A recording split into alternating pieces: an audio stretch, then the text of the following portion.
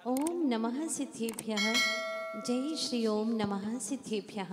श्री आदिनाथ भगवान की, श्रीमद मानतुंगाचार्य देव की, संत शिरोमणि अध्यात्म योगी आचार्य गुरुवर्ष विद्यासागर जी महाराज की, बोले भक्तामर महा महा महामंडल विधान की, पूज्य हरिका श्री पूर्णमती माता जी की, वंदनीय हरिका संघ की। धन्य है वह ज्ञानी गुरु मानतुंग स्वामी। बंधनों में बांध दिया, हथकड़ियां और बेड़ियों से शरीर को तान दिया, लेकिन चेहरे पर कोई शिकन नहीं, भीतर में किसी के प्रति कोई शिकवा नहीं कि अरे भोज राजा तूने ये क्या कर लिया मेरे लिए, मैंने तो कुछ किया ही नहीं था। कुछ न बोले, क्योंकि कर्म एक ऐसा बहुत अच्छा न्यायाधीश है जो दूध का दूध और पानी का पानी कर देता है। कहते हैं ना, यूं तो कुछ नजर नहीं आता, पर देने वाला जो है वो वास्तव में नजर नहीं आता, लेकिन सब कुछ करके सामने दे देता है। यही हुआ जो मानतुंग स्वामी ने प्रभु आदिश्वर को कारागृह में भी अपनी हृदय की वेदिका पर साक्षात विराजमान कर लिया। मानो ऐसी भक्ति में डूब गए, और ये सारी भावों की विशुद्धि का ही खेल है। जब भावों की विशुद्धि होती है तो कारागृह में भी आदिश्वर प्रभु के दर्शन हो जाते हैं, और जब भावों की विशुद्धि नहीं होती है, मात्र वस्त्र, साज सज्जा, बाहरी व्यवस्था के ऊपर दृष्टि होती है, तो वह व्यक्ति कभी अपने परिणामों की अवस्था को सुधार नहीं पाता है। अहो भाग्य है तुम्हारा जो आज सभी मानतुंग स्वामी के चरणानुगामी बन करके भगवान की भक्ति के लिए यहाँ उपस्थित हुए हैं।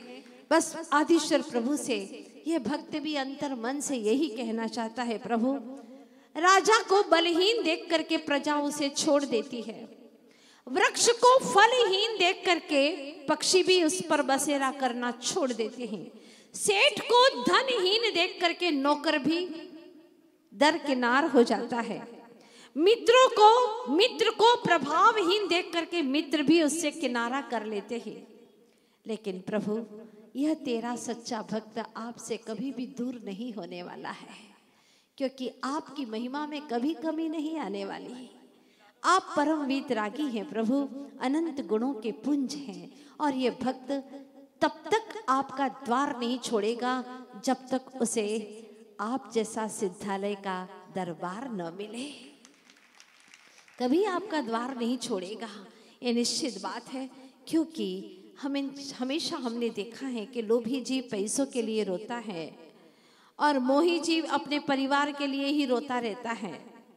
जो अभिमानी होता है वह अपने पद प्रतिष्ठा के लिए रोता है, लेकिन प्रभु आदिश्वर तेरा प्यारा भक्त तो सिर्फ तेरे लिए रोता है।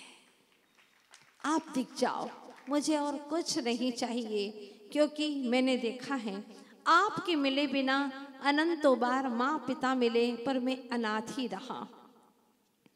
त्रिभुवन में ऐसी कोई चीज नहीं जो मैंने अनेकों बार न पाई हो, लेकिन पाकर के भी मैं निरर्थक अनाथ बना।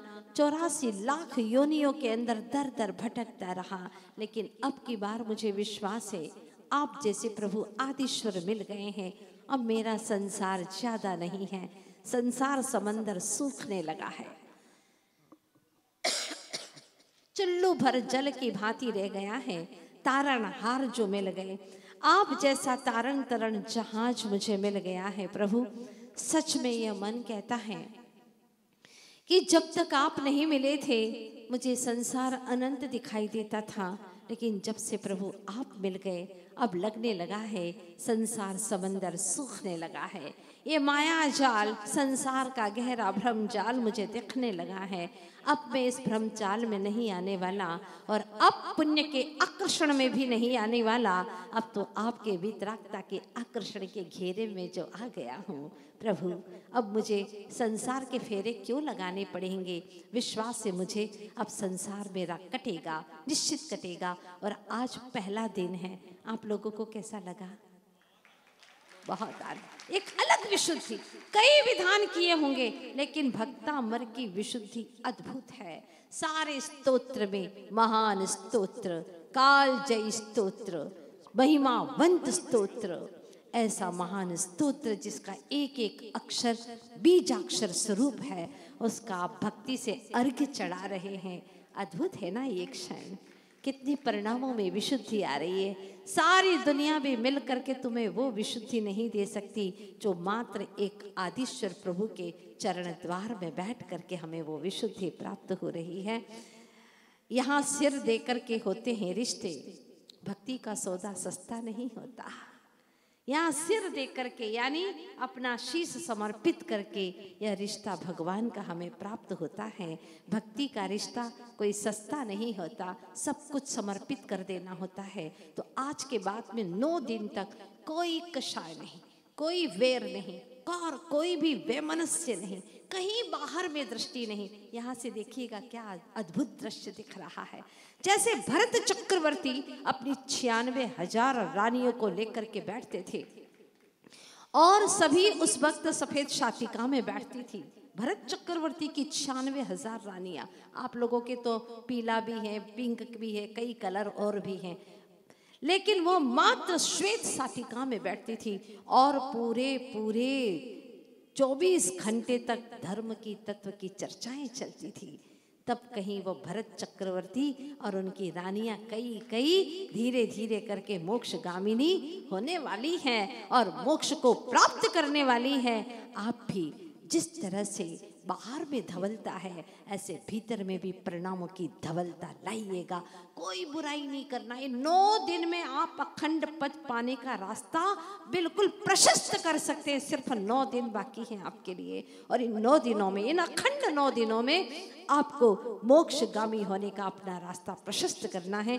कल हम आपको बहुत सुंदर घटना के साथ में लेकर के चलने वाला है, क्योंकि आज समय कम है इसलिए 5 मिनट में ही यहीं पर पूर्ण विराम लेते हैं।